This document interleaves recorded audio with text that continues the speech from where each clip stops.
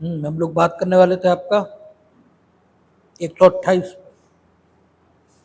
विवाहित स्थिति के दौरान में की गई संसूचनाएं। दो प्रकार की संसूचनाएं यहां वर्णित है। एक प्रकार की वो संसूचनाएं हैं जिन्हें अगर व्यक्ति अपनी ओर से एविडेंस में देना चाहे तो भी नहीं दे पाएगा, यानी उसका साक्ष्य अग्राह्य है। एक व्यक्ति के पास एक संसूचना मौजूद है और वो अपनी इच्छा से उस संसूचना को देना चाहे, उस इंफॉर्मेशन को एविडेंस में देना चाहे, तो भी वो उस इंफॉर्मेशन को एविडेंस में नहीं दे पाएगा। एक प्रकार की इंफॉर्मेशन ऐसी है और दूसरे प्रकार की इंफॉर्मेशन ऐसी है कि आपको विवश नहीं किया जा सकता उन इंफॉर्मेशन के डिस्क्लोजर के लिए। लेकिन अगर आप अपनी इच्छा से देना चाहें तो आप अपनी इच्छा से खूब दीजिए। जैसे आर्टिकल 20 है, अनुच्छेद 20 कहता है किसी को भी अपने विरुद्ध साक्षी होने के लिए विवश नहीं किया जाएगा। आप अपनी ही मर्जी से किसी अपराध के अभियुक्त होने की दिशा में साक्ष्य देना चाहें तो दीजिए। एक बात बिल्कुल तय है, आप किसी अपराध के अभियुक्त हैं तो आपको विवश नहीं किया जा सकता अपने विरुद्ध साक्ष्य देने के लिए। विवशता के विरुद्ध संरक्षण है। आप खुद देना चाहते हैं तो दीजिए। तो अनुच्छेद 20 जिस ढंग की बात कहता है उसी ढंग की बात लगभग यहां है। उसी ढंग की बात है ऐसा हम नहीं कह रहे, लेकिन अनुच्छेद 20 के आधार पर डिफरेंशिएशन यह करना चाह रहे हैं। दो प्रकार की इंफॉर्मेशन जिन्हें विशेषाधिकृत प्रिविलेज्ड कम्युनिकेशन यह कहा गया है, और यह विशेषाधिकृत संसूचनाएं हैं। और विशेषाधिकृत इन अर्थों में कि जिसके पास ये इंफॉर्मेशन है वो अपनी इच्छा से इस इंफॉर्मेशन को न्यायालय को देना चाहे तो भी नहीं दे सकता। और दूसरे प्रकार की इंफॉर्मेशन कि जिसके पास है उसे विवश कंपेल ये तो नहीं करेंगे, लेकिन अपनी इच्छा से देना चाहे तो दे दे। जो इंफॉर्मेशन 128 में दी गई है ये एब्सोल्यूट प्रिविलेज्ड है। कहने का अर्थ यह है कि यहां जो इंफॉर्मेशन है वो जिसके पास है वो अगर उस इंफॉर्मेशन का साक्ष्य में उपयोग करना चाहे साक्षी के तौर पर आकर भी तो भी नहीं कर पाएगा। यानी जिसके पास इंफॉर्मेशन है वो न्यायालय में खड़े होकर उस इंफॉर्मेशन को साक्ष्य देते समय भले ही डिस्क्लोज कर दे, लेकिन फिर भी उसके द्वारा डिस्क्लोज की गई ये इंफॉर्मेशन उसके एविडेंस से काट दी जाएगी, हटा दी जाएगी, और उसका एविडेंस ऐसे पढ़ा जाएगा मानो उसमें ये इंफॉर्मेशन शामिल है ही नहीं। क्यों होगा ऐसा? क्योंकि 128 भारतीय साक्ष्य अधिनियम लिख रहा है कि कोई भी व्यक्ति जो विवाहित है या जो विवाहित रह चुका है किसी संसूचना को जो किसी व्यक्ति द्वारा जिससे वह विवाहित है या रह चुका है विवाहित स्थिति के दौरान में उसे दी गई थी प्रकट करने के लिए विवश न किया जाएगा और न वह किसी ऐसी संसूचना को प्रकट करने के लिए अनुज्ञात किया जाएगा। यानी दोनों ही बातें नहीं होंगी। आप विवश तो कर ही नहीं सकते, और अपनी इच्छा से सूचना देना चाहे तो भी नहीं ली जाएगी, क्योंकि उसने और कंजंक्शन लगाकर दोनों बातें लिख दी हैं कि न तो उसे विवश किया जाएगा और न वह ऐसी संसूचना को प्रकट करने के लिए अनुज्ञात किया जाएगा। दोनों ही बातें नहीं है। इसलिए इसके बारे में कहा जाता है कि ये ऐसा प्रिविलेज्ड कम्युनिकेशन है जिसके बारे में ये कहा जा सकता है कि लगभग एब्सोल्यूट है। लगभग शब्द में इसलिए प्रयोग कर रहे हैं कि इसके कुछ अपवाद इसी धारा में स्वीकार हो गए। उन एक्सेप्शनल सर्कमस्टांसेस में इस इंफॉर्मेशन को डिस्क्लोज किया जा सकता है और इसका साक्ष्य लिया जा सकता है, सिवाय उन दशाओं के। अन्य कोई दशा नहीं है जिसमें इस इंफॉर्मेशन का साक्ष्य यह न्यायालय में दिया जा सके या न्यायालय में लिया जा सके। तो अपवादिक परिस्थितियां जो इस धारा में ही बताई गई उनकी बात अलग है। अन्यथा नियम यह है कि विवाह के एक पक्षकार विवाह के दूसरे पक्षकार उस समय जबकि विवाहित स्थिति इन कंटिन्यूएशन थी, क्योंकि यह भी हो सकता है डाइवोर्स हो जाए, ठीक है, और डाइवोर्स होने के बाद पति या पत्नी एक दूसरे के विरुद्ध आकर उन इंफॉर्मेशंस को जो दूसरे पक्षकार ने उन्हें विवाहित स्थिति के कंटिन्यूएशन के दौरान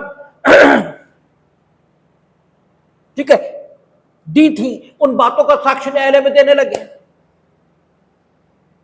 तो भी इस धारा को शामिल करने के पीछे जो कारण है उन कारणों को नुकसान यह हो ही जाएगा। इसलिए एक सीधी बात कि इंफॉर्मेशन जिस समय दी गई इंफॉर्मेशन देने के समय अगर दो व्यक्ति हस्बैंड और वाइफ इस नाते परस्पर संबंधित थे, तो आज की दशा में उनकी स्थिति क्या है? आज भी वे हस्बैंड एंड वाइफ हैं तो वेल एंड गुड, और आज की डेट में वे हस्बैंड एंड वाइफ नहीं भी हैं तो भी उस पक्ष को जिसे इंफॉर्मेशन मिली थी वो आकर न्यायालय में दूसरे पक्ष के विरुद्ध उस इंफॉर्मेशन का साक्ष्य देने की कोशिश करे, तो ये नॉट अलाउड है। नॉट अलाउड का मतलब यह हुआ कि अगर धोखे से लिख भी गया, ठीक है, मान लीजिए वकील साहब उन्हें प्रोविजंस की जानकारी नहीं है, या साक्ष्य का अभिलेखन करने वाला जो न्यायाधीश है उसे भी मान लीजिए कोई जरूरी तो है नहीं, ना इस बात की कोई गारंटी है कि सारे न्यायाधीशों को कानून सारा पता ही होगा। ठीक है, इस बात का जुडिशियल नोटिस होगा, न्यायिक अपेक्षा की जाएगी। ये ऐसा माना जाता है कि भारत के राज्य क्षेत्र में प्रवृत्त जितनी विधियां सब न्यायाधीशों को पता है, लेकिन ये मान्यता यथार्थ के धरातल पर सच तो नहीं है कि हिंदुस्तान भर में जितने कानून चल रहे हैं सबके सब न्यायाधीशों को पता है। इसलिए जहां जुडिशियल नोटिस न्यायिक अपेक्षा करने के लिए उनसे अपेक्षा की गई है, वहीं यह भी लिखा है कि अगर कोई पक्षकार न्यायालय से चाहता है कि वह किसी तथ्य की न्यायिक अपेक्षा करे तो न्यायालय उस पक्षकार से यह कह सकता है कि आप उस विधि पुस्तक को मेरे समक्ष प्रस्तुत करो जो हमें इस तथ्य की न्यायिक अपेक्षा करने के लिए समर्थ बना दे। तो इसका मतलब लेजिस्लेटर्स ने भी इस संभावना को स्वीकार किया है कि संभव है न्यायाधीश को सारी विधियों का ज्ञान न हो, ठीक है, छिद्र ये हर व्यवस्था में होते हैं। आवश्यक नहीं है कि जो परीक्षा पास करके पहुंचेगा वो विद्वान ही होगा। इसीलिए हमने आपसे एक बार और चर्चा की थी कि जो उच्च पदों पर सिलेक्शन का प्रोसेस है, उन उच्च पदों पर सिलेक्शन के प्रोसेस में कभी भी एग्जाम को शामिल नहीं किया गया है, क्योंकि एग्जाम कराना यह बहुत बेकार का प्रोसेस है। हमें पूरी किताब आती है,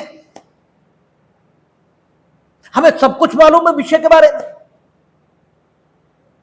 लेकिन आपने जो पूछा बस वही नहीं मालूम है। ये बाई चांस इस समय हम भूल गए तो न तो इंटरव्यू और न ही रिटन एग्जाम ये सिलेक्शन का बहुत अच्छा प्रोसेस हो, कतई नहीं। सिलेक्शन का सबसे अच्छा प्रोसेस ये तो यही है कि आदमी को उस काम को, जिस काम को करने के लिए हमें उसे नियुक्त करना है, उस काम को करते हुए लंबे समय तक देखना, और अगर वो लंबे समय में अपना काम ठीक से कर रहा है तो इस बात का एक ही मतलब है कि वो उस काम को करने में समर्थ है। और इसीलिए आप देखेंगे कि कॉन्स्टिट्यूशन ऑफ इंडिया में जो सुप्रीम जुडिशरी है या जो हायर जुडिशरी है, उसकी नियुक्ति का प्रोसेस क्या है कि 10 वर्ष तक किसी उच्च न्यायालय में अधिवक्ता के तौर पर काम किया, या 5 वर्ष तक, ठीक है, वो जुडिशियल पोजीशन ये होल्ड किया हो, क्योंकि उस दशा में लगातार इन कंटिन्यूएशन उसे वही काम करना पड़ा होगा जिस काम को करने के लिए हम उसे नियुक्त करने जा रहे हैं। और 5-10 बरस कोई शॉर्ट नॉलेज के साथ काम नहीं कर सकता, उसकी योग्यता का परीक्षण हो ही जाएगा। इसलिए जो सुप्रीम और हायर जुडिशरी है वहां एग्जाम के माध्यम से सिलेक्शन नहीं होते। प्रधानमंत्री का निर्वाचन, उसकी प्रक्रिया वो भी एग्जाम नहीं है, उसके निर्वाचन की प्रक्रिया अलग है। यानी प्रधानमंत्री किस ढंग से बनेगा उसकी प्रक्रिया भी एग्जाम की नहीं है। कंट्रोलर एंड ऑडिटर जनरल, संघ लोक सेवा आयोग के सदस्य, यानी जितने हायर पद कहे जा सकते हैं, एक पर भी सिलेक्शन एग्जाम के माध्यम से नहीं होता। ये कारण ही इसका यही है कि एग्जाम कोई बहुत अच्छा प्रोसेस नहीं है। हां, एग्जाम के माध्यम से भी करते हैं, क्योंकि जहां बहुत महत्व के फैसले नहीं होने, या यूं कहें कि जिनके ऊपर सुपरवाइजरी अथॉरिटी बैठी हुई है, जहां डिसीजन के सुपरवाइज होने के चांसेस हैं, वहां पर एग्जाम चूंकि सुगमता पूर्वक लोगों को चयनित करने का और सेलेक्ट करने का हक और तरीका देता है, इसलिए एग्जाम के माध्यम से वहां हम सिलेक्शन कर देते हैं कि ठीक है। अगर ये अनकॉम्पिटेंट भी होंगे तो भी इनके ऊपर सुपरवाइजरी अथॉरिटीज हैं और वो कॉम्पिटेंट होंगी ही, या कॉम्पिटेंट हो गई होंगी काम करते करते। तो इसलिए इनकी नियुक्ति इस रूप में कर देने में कोई नुकसान नहीं है। इसलिए आप देखें जो, ठीक है, बहुत छोटे पद हैं ठीक है, आईएएस उस तुलना में बहुत छोटा पद कहा जाएगा, क्योंकि आईएएस नीति निर्माण नहीं करेगा। नीति निर्माण वे करेंगे जो चुनकर आएंगे। नीति का क्रियान्वयन, जो आदेश मिलेगा उसका क्रियान्वयन आईएएस की जिम्मेदारी है। इसलिए इन पदों पर नियुक्तियां एग्जाम के माध्यम से होती हैं। परीक्षा ये बहुत अच्छा प्रोसेस नहीं है। आपके मन में गलतफहमी रहती है कि परीक्षा ही सबसे अच्छा प्रोसेस है। तो कभी ये सोचिए कि अगर परीक्षा सबसे अच्छा प्रोसेस है तो हमारे यहां ही नहीं, दुनिया में हर जगह जो सर्वोच्च पद है उनमें से एक पर भी नियुक्ति एग्जाम के माध्यम से नहीं होती। आखिर क्यों? सर्वोच्च पद पर नियुक्ति योग्य व्यक्ति की होनी चाहिए, लेकिन योग्यता का मापदंड परीक्षा नहीं है, क्योंकि परीक्षा में योग्यता का मापदंड हो ही नहीं सकता। योग्यता का मापन ये परीक्षा में कैसे हो जाएगा? आपने जो पूछा बस वही नहीं आता हमें, ठीक है, बाकी सब कुछ आता है। आपको सिर्फ वही आता है, बाकी कुछ नहीं आता, तो परीक्षा में तो सफल आप होंगे, और जबकि आप एकदम अनकॉम्पिटेंट होंगे। तो अगर आप अनकॉम्पिटेंट हैं लेकिन एलएलबी पास हो गए, लेकिन जज बन गए, और उसके बाद आपने एविडेंस रिकॉर्डिंग शुरू की और आपके सामने एक पक्ष आया और उसने क्या किया, उस सूचना का साक्ष्य दिया जो सूचना उसने उस व्यक्ति से प्राप्त की थी जिससे वो विवाहित रहा था,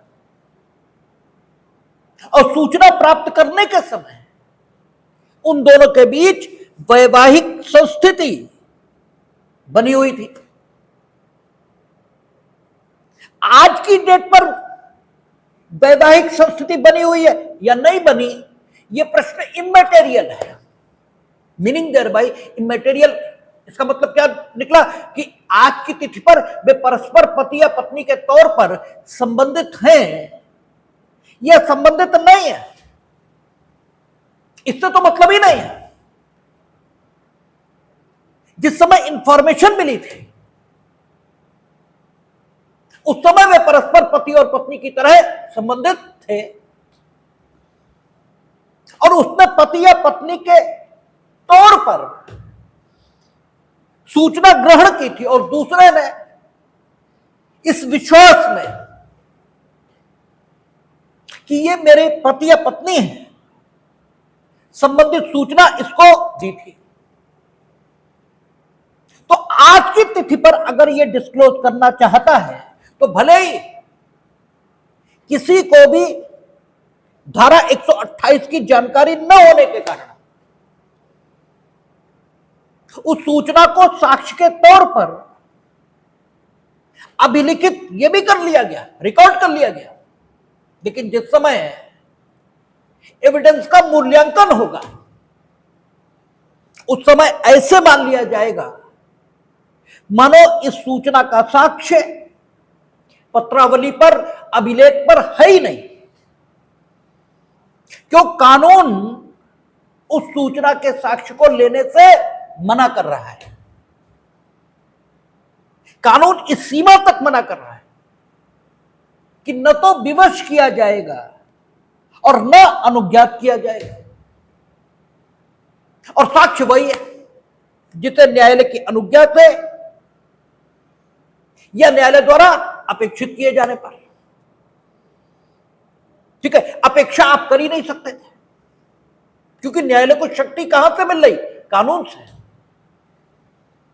न्यायालय को अपेक्षा करने की या न्यायालय को अनुमति देने की ताकत कहां से मिल रही? इंडियन एविडेंस एक्ट से। तो ये तो नहीं हो सकता कि भारतीय साक्ष्य अधिनियम के वे उपबंध जो आपको शक्ति संपन्न बनाते हो उन्हें तो आप मानेंगे, और जो आपसे शक्ति को वापस लेते हो आपके उन्हें तो हम मानेंगे ही नहीं। तो अगर आप मानेंगे तो दोनों उपबंध, और नहीं मानेंगे तो दोनों नहीं, और नहीं मानने का तो प्रश्न ही नहीं है,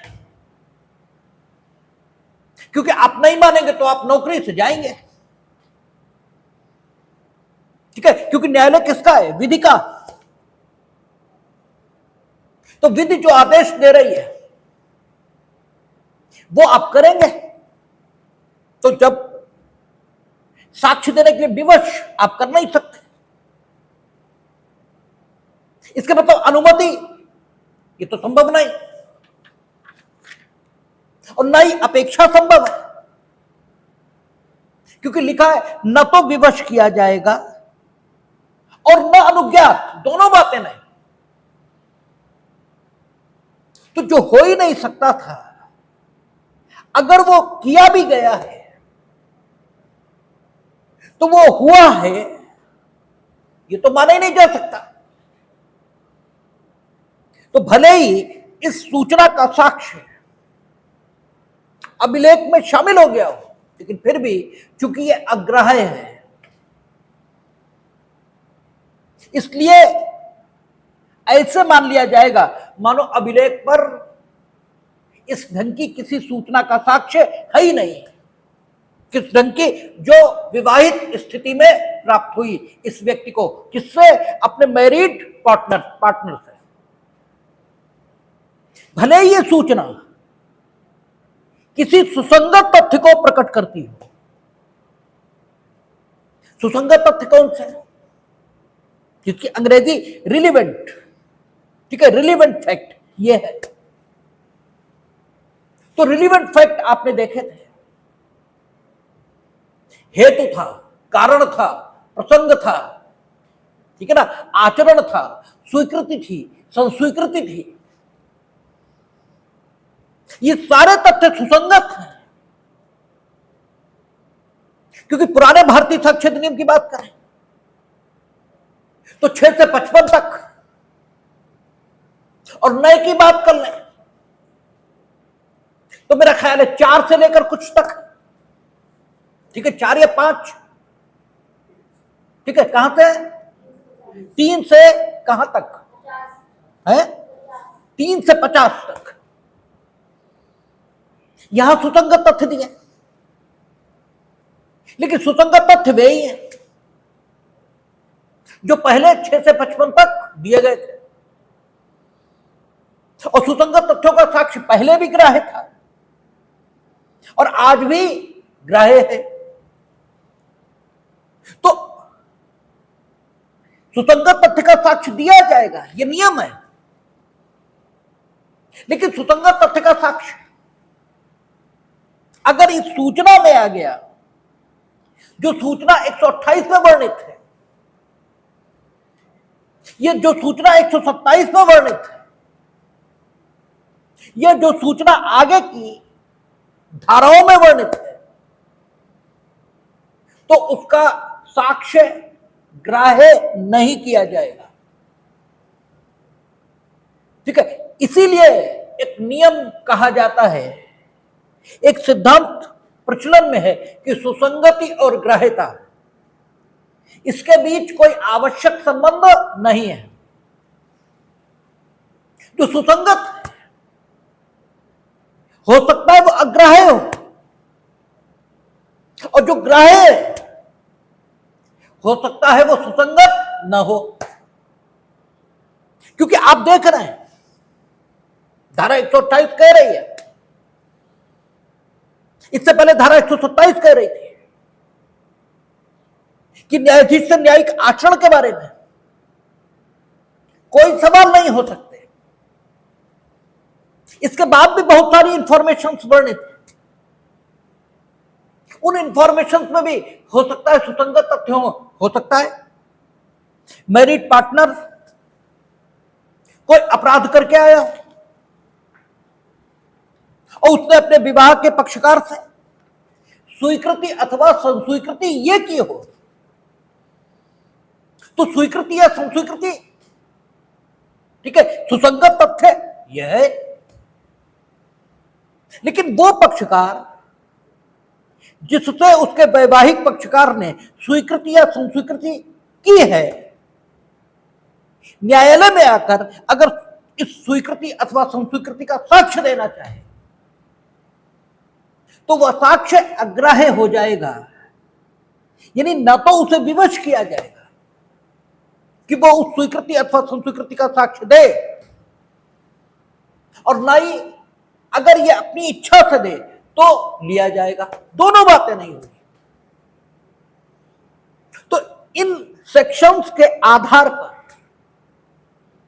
यह सिद्धांत भी कहा जाता है कि आपका सुसंगति और ग्राह्यता, इसके बीच कोई आवश्यक संबंध नहीं है। आगे हम लोग एविडेंस एक्ट और पढ़ेंगे, जब पहुंचेंगे 146 पर। पुराने में भी 146 है और वर्तमान में भी 146 है। वो ये बताएगी कि क्रॉस एग्जामिनेशन में क्या क्या पूछा जा सकेगा,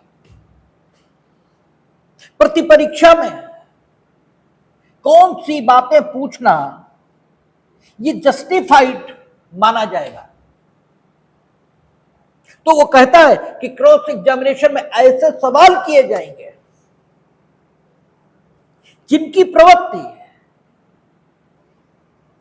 साक्षी की विश्वसनीयता इसे परखने की होगी। अब साक्षी की विश्वसनीयता परखने के लिए जो सवाल होगा,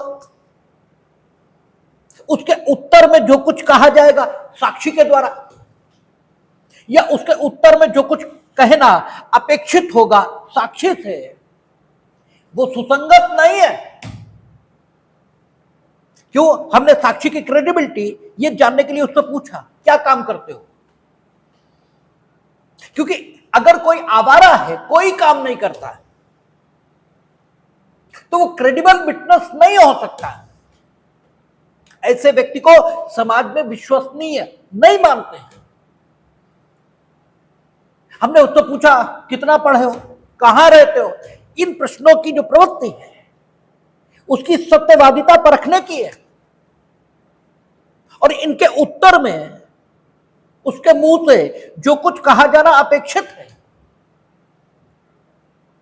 उसका सुसंगत तथ्यों से कोई संबंध नहीं है, क्योंकि इसके उत्तर में वो जो कहेगा वो न तो घटना का कारण होगा, न घटना का मोटिव होगा, न स्वीकृति या संस्वीकृति होगी, न घटना जिस प्रसंग में घटित हुई उस पर कोई प्रकाश डालेगा, न पक्षकारों के आचरण के संबंध में इस प्रश्न के उत्तर में कुछ आएगा, कुछ भी नहीं होगा। लेकिन फिर भी क्रॉस एग्जामिनेशन में इन बातों को का पूछा जाना उचित माना जाता है, और आप प्रैक्टिकली जब क्रॉस एग्जामिनेशन होते देखेंगे तो ये सब बातें पूछी जा रही होती हैं, यानी ये सुसंगत नहीं है लेकिन फिर भी ग्राह्य है। और यहां इन धाराओं में जो कुछ अग्राह्य किया गया है वो जिससे संबंधित हो सकता है वो सुसंगत ये भी हो, लेकिन यहां सुसंगत होने की संभावना के बावजूद उस सबको अग्राह्य कर दिया गया, और वहां सुसंगत न होने के बावजूद चीजों को ग्राह्य ये कर दिया गया। तो प्रिंसिपल क्या निकला? जो प्रिंसिपल निकला है वो निकला कि सुसंगति और ग्राह्यता इसके बीच कोई आवश्यक संबंध नहीं है। जो सुसंगत है हो सकता है ग्राह्य न हो, और जो सुसंगत नहीं है अर्थात विसंगत है यह असंगत है, हो सकता है वो ग्राह्य हो। तो दोनों बातों के बीच कोई आवश्यक संबंध है, ऐसा बिल्कुल भी नहीं है। अब आप देखें, वैवाहिक पक्षकार ने अपने विवाह के साथी से कोई बात कही, वैवाहिक स्थिति के कंटिन्यूएशन के दौरान, बस साक्ष्य के पॉइंट ऑफ व्यू से कितनी भी इंपॉर्टेंट क्यों न हो, उसे अग्राह्य माना गया और इस सीमा तक अग्राह्य कि वो जो इंफॉर्मेशन दे रहा है वो अपनी इच्छा से दे रहा है, तो भी अग्राह्य। क्यों कहता न तो लिया जाएगा, ठीक है, न तो लिया जाएगा, ये किस शब्दों में लिखा है, न तो अनुज्ञात किया जाएगा। और अनुज्ञात की अंग्रेजी क्या होती है? अलाउड। उसे ये साक्ष्य देने के लिए अलाउड, ये भी नहीं किया जाएगा। और विवशता उसमें उसके सामने उत्पन्न की जाए, ये तो होगा ही नहीं।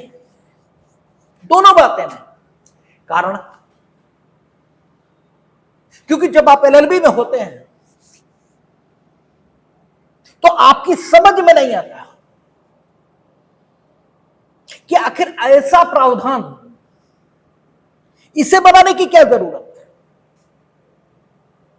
पति, इसने पत्नी से अपराध की संस्वीकृति कर ली और पत्नी साक्ष्य देने को तैयार है,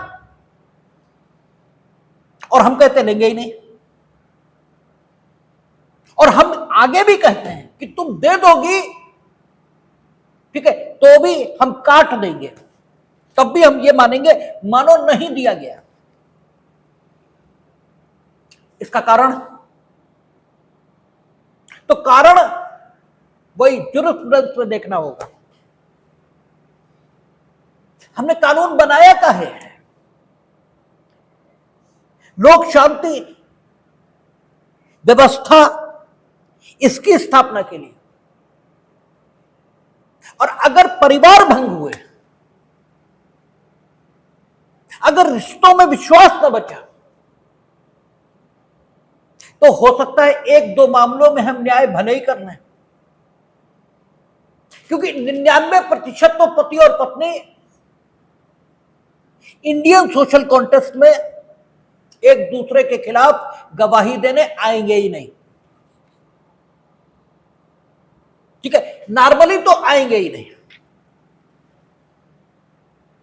1-8% जो आएंगे, उनमें से आधे एक दूसरे को झूठा फंसाने के लिए आएंगे। अगर डाइवोर्स हो गया, कुछ मनमुटाव हुआ, कुछ झगड़ा हुआ, तो एक दूसरे को झूठा फंसाने के लिए ये आएंगे। एक आध मामले में एक्सेप्शनली ये हो सकता है कि सच्चा साक्ष्य मिल जाए और हम उसमें न्याय कर भी लें इस इंफॉर्मेशन के आधार पर। अच्छा, अगर आदमी ने अपराध किया है तो इस इंफॉर्मेशन के अलावा भी तो बहुत सारे साक्ष्य होंगे। तो एक ऐसी इंफॉर्मेशन जिसे ग्राह्य करने की दशा में एक बड़ा खतरा, इसे मोल ले लेने की संभावना ये जन्म ले जाए, और जबकि अन्य साधन हमारे पास हो, तो इस इंफॉर्मेशन को साक्ष्य के तौर पर ग्राह्य किया जाना ये कितना उचित होगा। और जबकि एक आध मामला, इसी में हम न्याय कर पाएंगे। और हमने आपसे कई बार कहा कि कानून एक्सेप्शंस के लिए नहीं बनता,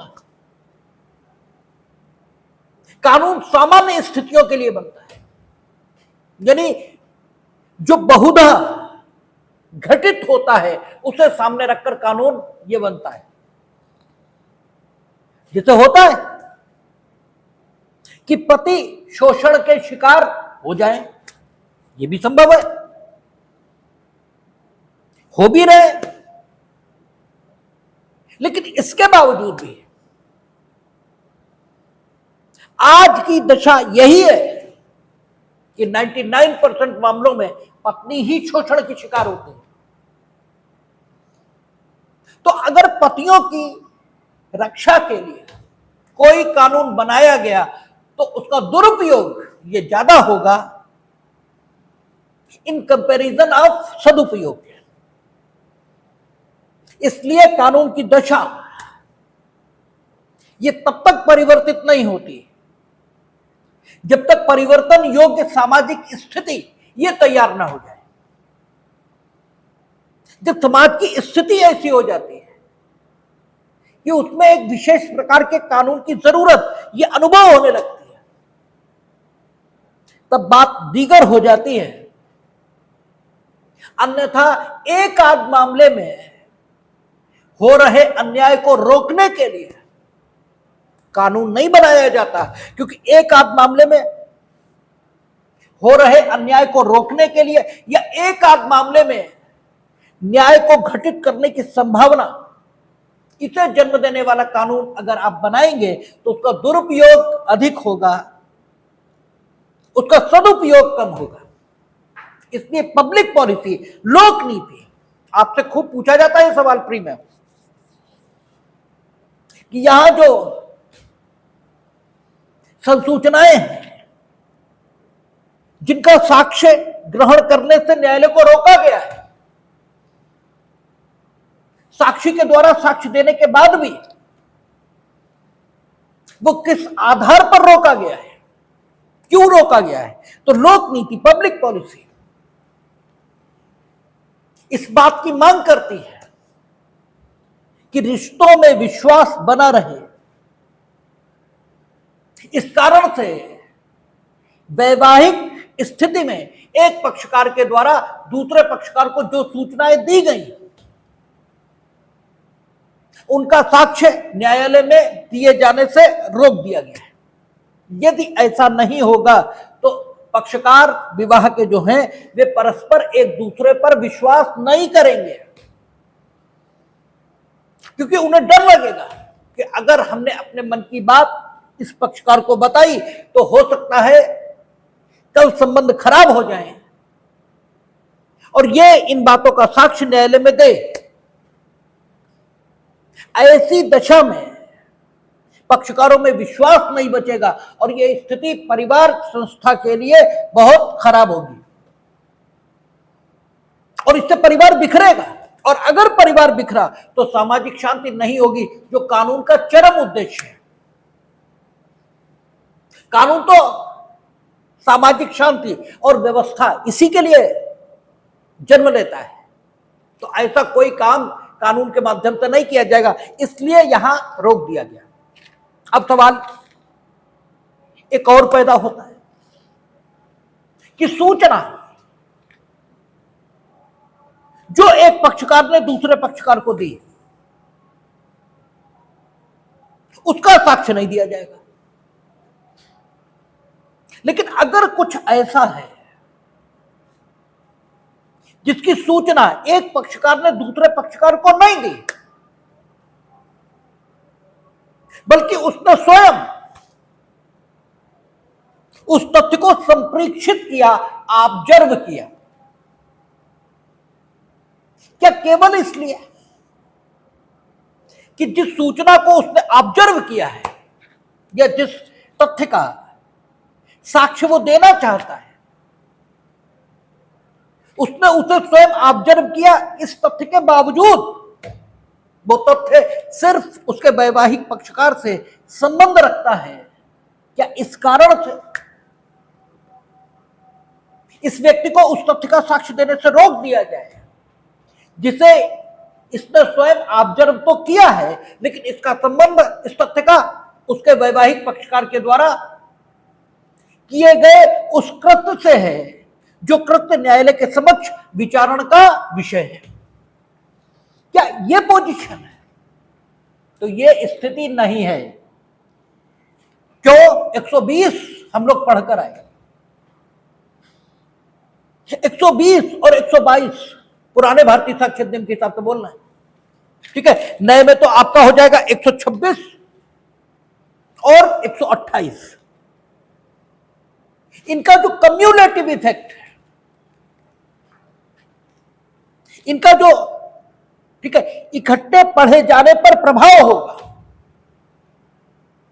वो प्रभाव ये है कि उन पक्षकारों को जिन्होंने अपने वैवाहिक पक्षकार से संबंधित किसी तथ्य को स्वयं संप्रेक्षित किया है, अर्थात उस तथ्य की जानकारी उस पक्षकार ने इसे नहीं दी, उसका स्वयं का संप्रेक्षण, स्वयं का ऑब्जर्वेशन, ये उस तथ्य के बारे में है। और ये तथ्य भले ही उस कार्य से संबंधित है जो न्यायालय के समक्ष विचारण का विषय है और जिसके लिए इसके वैवाहिक पक्षकार को ही विचारित किया जा रहा है, तो भी इस तथ्य को चूंकि इसने स्वयं संप्रेक्षित किया है, इस तथ्य की सूचना इसे इस पक्ष से नहीं मिली है, इसलिए इस तथ्य का साक्ष्य देने से इस पक्षकार को नहीं रोका जाएगा। क्योंकि यहां जो कुछ रोका वो क्या है, जबकि एक पक्षकार दूसरे को संसूचना दे रहा है, संसूचना आपने दी नहीं, आपकी किताबों में मुकदमा नोट है कि एक पति पर चोरी का आरोप है, उसकी पत्नी आकर न्यायालय में यह कह रही है कि हमने देखा अमुक समय पर हमारे पति चुप चुपाते घर में आए, भूसे की कोठरी में गए, कुछ छुपाया, बाहर आए, नहाए और चले गए, ठीक है। तो इसका संप्रेक्षण, इस तथ्य का ऑब्जर्वेशन पत्नी ने खुद किया है, इसमें कोई इंफॉर्मेशन पति की ओर से नहीं मिली पत्नी को, इसलिए इसका साक्ष्य देने में कोई कठिनाई नहीं है। 120, 122 पुराना और 126, 128 नया, इन दोनों का कम्युलेटिव इफेक्ट देखें तो केवल इंफॉर्मेशन जो कि एक पक्ष ने दूसरे को दी, उसका साक्ष्य नहीं आएगा, ठीक है। शेष पति और पत्नी एक दूसरे के विरुद्ध सिविल मामलों में और दांडिक मामलों दोनों में क्या कॉम्पिटेंट विटनेस है, सक्षम साक्षी है, और जब सक्षम साक्षी है तो हर उस तथ्य का साक्ष्य जिस तथ्य की उन्हें व्यक्तिगत जानकारी है वे दे सकते हैं। और जब ऑब्जर्वेशन हमने खुद किया तो फिर मतलब ही क्या बचा, हम साक्ष्य देंगे, कोई नहीं रोक पाएगा। अब एक सवाल और बचता है, मान लीजिए विवाह के एक पक्षकार ने दूसरे पक्षकार को कोई इंफॉर्मेशन दी और जिस समय इंफॉर्मेशन दी उस समय वहां वैवाहिक पक्षकार के अलावा भी लोग मौजूद थे, तो वैवाहिक पक्षकार उसने भी उस इंफॉर्मेशन को सुना और अन्य लोगों ने भी सुना, ठीक है। क्योंकि एक तथ्य घटेगा अगर समाज में, तो उस तथ्य की जानकारी उन सब लोगों को हो जाएगी जो उस तथ्य के घटित होने के समय घटना स्थल पर मौजूद रहे होंगे, और वे सब व्यक्ति उस तथ्य के घटित होने के साक्षी ये होंगे। उनकी संख्या सैकड़ों में हो सकती है, हजारों में हो सकती है, ठीक है। आमिर अजमल कसाब, ठीक है, उन्होंने छत्रपति शिवाजी टर्मिनल जो बहुत बड़ा रेलवे स्टेशन है बंबई का, वहां गोली चलाई,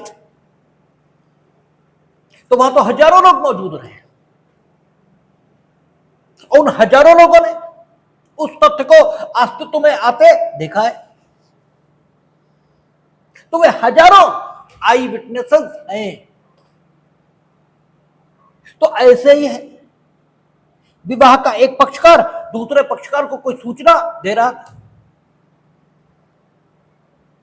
और सूचना दिए जाने के समय वहां विवाह के पक्षकार के अलावा अन्य लोग ये भी खड़े थे। विवाह के पक्षकार को जानकारी ये तो आई, अन्य लोगों को उन्हें भी आ गई। तो जो रोक है 128 है वो सिर्फ विवाह के पक्षकार पर है, अन्य लोगों पर नहीं है।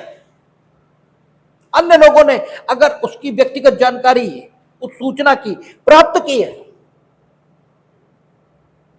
जिसे विवाह के पक्षकार के द्वारा विवाह के दूसरे पक्षकार को उस समय जबकि वे दोनों विवाह से संबंधित थे दी गई थी, तो अन्य लोगों को उस सूचना का साक्ष्य देने से नहीं रोका जाएगा।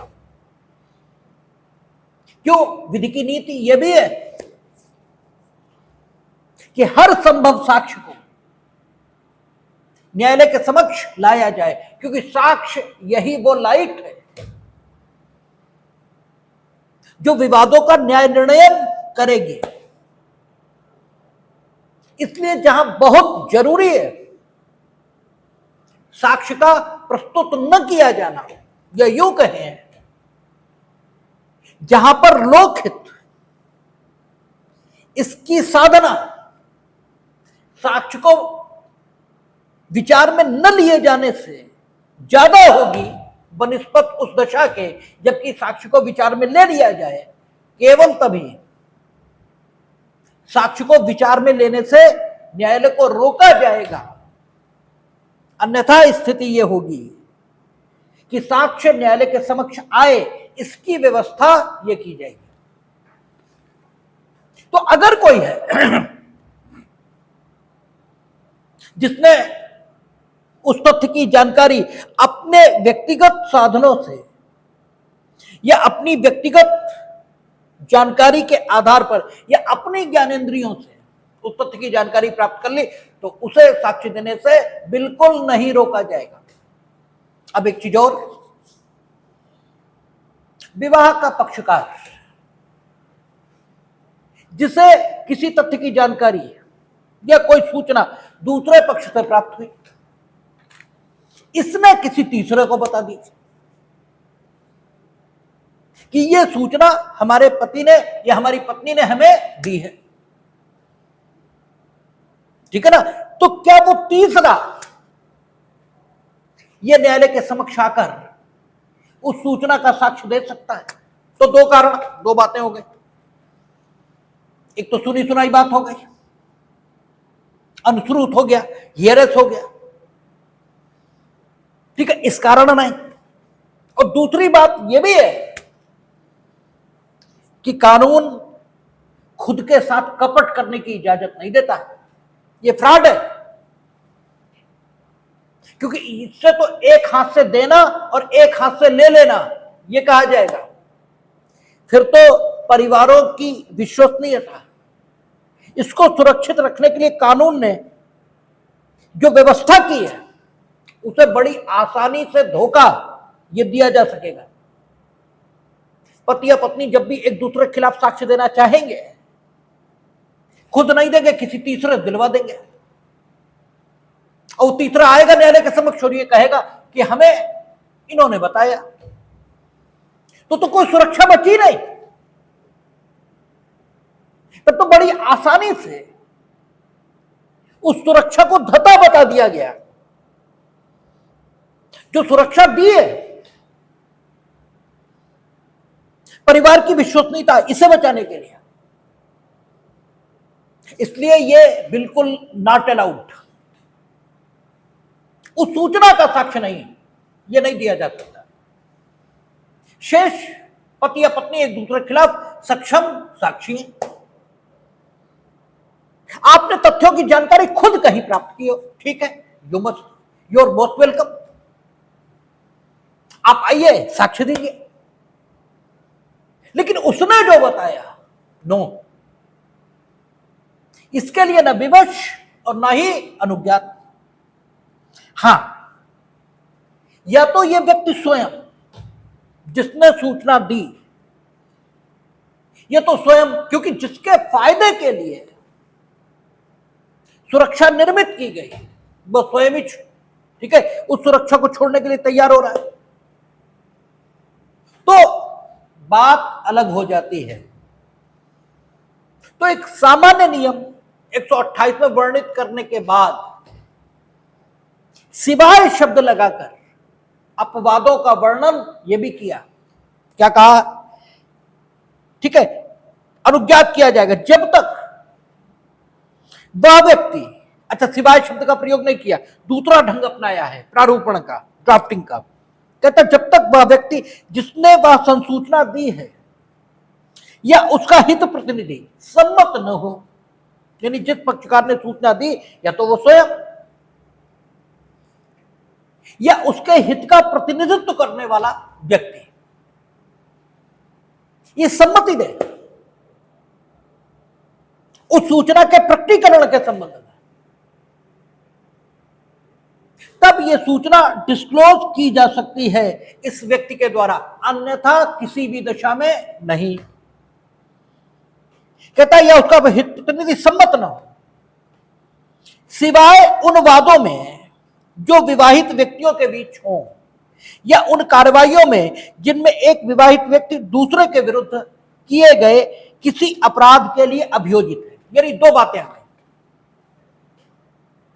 एक ये स्वयं कानून के द्वारा खुद को दी गई सुरक्षा ये छोड़ दे और ये कहे कि वो सूचना जो हमने ही दी थी और जिसका साक्ष्य मेरे ही खिलाफ दिए जाने की प्रस्तावना है, ये दे दे तो हमें कोई आपत्ति नहीं, या तो खुद सुरक्षा छोड़े या इसका जो हित प्रतिनिधि है वो सम्मति दे दे। और मान लीजिए ये स्थिति नहीं है, लेकिन जो कार्रवाई है वो इन्हीं दोनों विवाहित व्यक्तियों के बीच है। ठीक है, कहता ना सिवाय उन वादों में जिनमें जो विवाहित व्यक्तियों के बीच, यानी इन पति पत्नी के बीच ही मुकदमा है, इन्हीं के बीच मुकदमा चल रहा है, वाद के पक्षकार यही दोनों हैं, तो ये एक दूसरे को दी गई इंफॉर्मेशन उन्हें डिस्क्लोज कर सकते हैं अपने साक्ष्य में, भले ही सम्मति न दी गई हो। कहता है सिवाय उन वादों में जो विवाहित व्यक्तियों के बीच हो या उन कार्रवाइयों में जिनमें एक विवाहित व्यक्ति दूसरे के विरुद्ध किए गए किसी अपराध के लिए अभियोजित है, यह दशा है तो कंसेंट की जरूरत नहीं है। तब विदाउट कंसेंट उस इंफॉर्मेशन का साक्ष्य दिया जा सकता है, अदरवाइज या तो कंसेंट दें, और अगर कंसेंट नहीं देते तो information which is supplied by one partner to another partner, ठीक है, उसका साक्ष्य न्यायालय में नहीं दिया जाएगा। यह क्लियर कट प्रोविजन रखा गया है और यहां लगभग एब्सोल्यूट सुरक्षा यह दी गई, लगभग इसलिए क्योंकि यह पक्षकार स्वयं अपनी इच्छा से इस सुरक्षा को छोड़ सकता है, और साथ ही अगर इन्हीं दोनों के बीच मुकदमेबाजी ये चलना शुरू हो गई तो चाहे वो सिविल हो चाहे क्रिमिनल हो, तब इस सूचना का साक्ष्य बिना अनुमति इसके भी दिया जा सकेगा। अन्यथा इस इंफॉर्मेशन का साक्ष्य नहीं दिया जा सकता, जो कि एक पक्षकार ने दूसरे पक्षकार को दी है। लेकिन दूसरे पक्षकार ने इस पक्षकार के बिना अपने ही आधार पर किसी तथ्य की जानकारी प्राप्त की तो सक्षम साक्षी है, फिर कोई दिक्कत नहीं है। तो ये आपका 128, 129 कहता राज्य के कार्यकलापों के बारे में साक्ष्य। कोई भी व्यक्ति राज्य के किसी भी कार्यकलापों से संबंधित अप्रकाशित शासकीय अभिलेखों से व्युत्पन्न कोई भी साक्ष्य देने के लिए अनुज्ञात न किया जाएगा, सिवाय संप्रक्त विभाग के प्रमुख ऑफिसर की अनुज्ञा के, जो ऐसी अनुज्ञा देगा या उसे विधारित करेगा जैसा करना वह ठीक समझे। पहली बात आई अप्रकाशित शासकीय अभिलेख, ठीक है, वह अभिलेख जिसका प्रकाशन नहीं हुआ है। और हम लोगों ने जो मानहानि पढ़ी थी तब हमने एक बात कही थी कि प्रकाशन या पब्लिकेशन जिसे अंग्रेजी में कहते हैं, इसका मतलब क्या है। तो हमने कहा था कि पब्लिकेशन का अर्थ यह नहीं होता कि मैटर को प्रिंट किया जाए। हालांकि आम जनता पब्लिकेशन शब्द का ऐसे ही अर्थ लेती है, ठीक है। जब भी कहा जाता है कि अमुक चीज पब्लिश हो गई तो लोग ऐसे मान लेते हैं कि यदि वो कहीं छपी नहीं तो वो पब्लिश नहीं हुई। जब भी आप कहते हैं कि अमुक चीज का पब्लिकेशन हो गया तो वो ये उसका अर्थ लेते हैं कि उस तथ्य का जिसका पब्लिकेशन होने की घोषणा ये की जा रही है वो तथ्य डेफिनेटली कहीं प्रिंटेड फॉर्म में प्रिंट कर दिया गया है। लोग ऑटोमेटिकली इस ढंग की धारणा ये बना लेते हैं और इसे शब्दों का जादुई प्रभाव ये कहा जाता है। हम लोग देखेंगे जब हम लोग पहुंच जाएंगे रियलिस्टिक स्कूल में,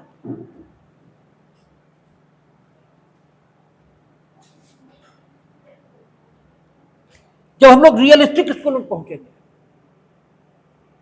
तो वहां स्कैंडिनेवियन यथार्थवादी आएंगे और स्कैंडिनेवियन यथार्थवादियों में एक नाम आएगा हैगर स्ट्रॉम। और हैगर स्ट्रॉम यही कहेगा कि न्याय व्याय कुछ होता नहीं है। वो कहता शब्दों में एक जादू होता है और वो जादू शब्दों में कहां से आता है पता नहीं। एक शब्द उच्चारित किया जाता है, लोगों को लगने लगता है कि ऐसा होना चाहिए, जैसे आपने कहा ये कानून है, बस आपके अंदर स्वयं एक ये भाव पैदा हो जाता है कि इसके द्वारा आदेशित काम या तो हमें करना है या नहीं करना है। कानून में प्रभाव कहां से आता है, हैगर स्ट्रॉम कहता है इसकी जानकारी नहीं है। इसलिए वो कहता है शब्दों में एक मैजिकल इफेक्ट होता है, एक जादुई प्रभाव होता है, ठीक है। इस ढंग की बात करेगा हैगर स्ट्रॉम। तो जब हम लोग रियलिस्टिक स्कूल पर पहुंचेंगे तब देखेंगे यहां भी पब्लिकेशन शब्द ऐसा ही है कि अनावश्यक लोग ये मान लेते हैं कि पब्लिकेशन का अर्थ क्या है, प्रिंटेड फॉर्म में तथ्य का रखा जाना, ठीक है, इसे ही पब्लिकेशन कहते हैं। जबकि पब्लिकेशन इसका अर्थ सिर्फ इतना है कि जबकि तथ्य को दूसरे की जानकारी में ले आया जाए। जब तथ्य आपकी जानकारी से किसी अन्य की जानकारी में आ जाता है तो उस दूसरे की जानकारी में आने का साधन कोई हो, तथ्य का प्रकाशन हो गया है, यह कहा जाता है। दूसरे की जानकारी में आप लिखकर ये ला सकते हैं, दूसरे की जानकारी में आप प्रिंट करके वो ला सकते हैं, दूसरे की जानकारी में आप उसे बताकर ये ला सकते हैं, चाहेंगे से। अगर तथ्य को दूसरे की जानकारी में लाया जाएगा तो तथ्य प्रकाशित हुआ यह कहा जाएगा। तो यहां क्या कह रहा है, राज्य का अभिलेख जो अप्रकाशित है, तो अप्रकाशित है इसका मतलब यह है कि उस अभिलेख में जो कुछ लिखा है वो किसी की जानकारी में नहीं है। और वो अभिलेख कैसा है, शासकीय। अप्रकाशित शासकीय अभिलेख यह है। तो उस अभिलेख में जो कुछ लिखा है, यदि वो शासकीय अभिलेख अप्रकाशित है तो उस अप्रकाशित शासकीय अभिलेख में जिन तथ्यों को लिखा गया है उन तथ्यों का साक्ष्य किसी भी न्यायालय में देने के लिए कोई अनुज्ञात नहीं किया जाएगा। और अगर उस अप्रकाशित शासकीय अभिलेख में लिखे गए तथ्यों का कोई साक्ष्य देना चाहता है तो वो अप्रकाशित शासकीय अभिलेख जिस विभाग की अभिरक्षा में है उस विभाग के प्रमुख अधिकारी उसे अनुमति देनी चाहिए, या उसकी अनुज्ञा से या उसकी अनुमति से ही उस अप्रकाशित शासकीय अभिलेख को, ठीक है, प्रकाशित किया जाएगा। अर्थात उसमें वर्णित तथ्यों का साक्ष्य देने के लिए कोई अनुज्ञात, अलाउड ये किया जाएगा। और अगर वो विभाग का प्रमुख ऑफिसर, ठीक है, ऐसी अनुमति देने से इनकार करता है, ठीक है, तो फिर इस अप्रकाशित शासकीय अभिलेख का साक्ष्य नहीं दिया जाएगा। लेकिन इस सेक्शन को पुराने भारतीय साक्ष्य अधिनियम की धारा 162 और नए की देख लेते हैं कि कौन सी है। 162 के आसपास ही कोई होनी चाहिए।